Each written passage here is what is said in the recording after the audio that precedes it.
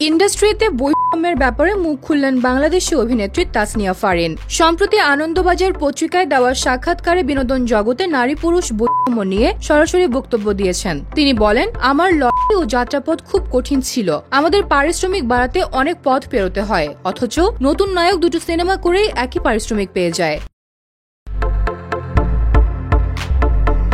নারী কেন্দ্রিক সিনেমার সময় নায়িকা নির্দিষ্ট গণ্ডির মধ্যে আবদ্ধ থাকে, সেখানে নারীর নির্যাতন বা নারী অধিকার নিয়ে গল্প, সেই বাইরে আমাদের বের করতেই চায় না কেউ। তবে সিনেমা ব্যবসায় সফল না হলে দোষ দেওয়া হয় নারী কেন্দ্রিক সিনেমা বলে। পুরুষদের ক্ষেত্রে এমন কোনো সীমাবদ্ধতা নেই।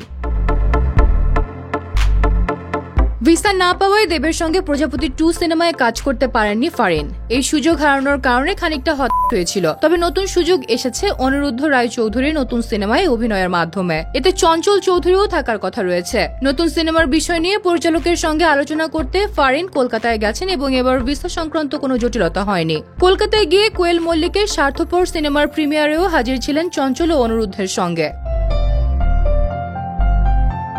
ছোট পর্দায় পরিচিতি পাওয়ার পর ইদানিং ফারিনকে কম দেখা যাচ্ছে। তিনি বলেন, নাটকে মনের মতো চরিত্র পাচ্ছি না, তাই বড় পর্দায় মনোযোগী হয়েছি। যখন অতনু ঘোষের আরো এক পৃথিবী সিনেমায় কাজ করি, তখনও ছোট পর্দায় অভিনয় করেছি। এখন বড় পর্দা আমাকে নতুন কিছু শেখাচ্ছে। তিনি আরো বলেন, এর মানে এই নয় আমি আর ছোট পর্দায় কাজ করব না। ওই মাধ্যমেই আমাকে তাসনিয়া ফারিন বানিয়েছে।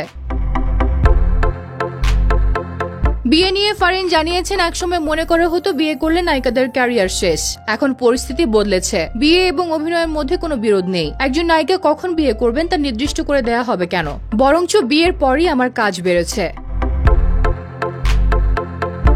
ফারিনের এই বক্তব্য একদিকে যেমন বিনোদন ইন্ডাস্ট্রির নারী নির্ভর বৈষম্য উন্মোচন করেছে, অন্যদিকে তার নতুন সিনেমা ও বড় পর্দায় অভিজ্ঞতা বৃদ্ধির প্রচেষ্টা তার ক্যারিয়ারের জন্য ইতিবাচক সংকেত বহন করছে।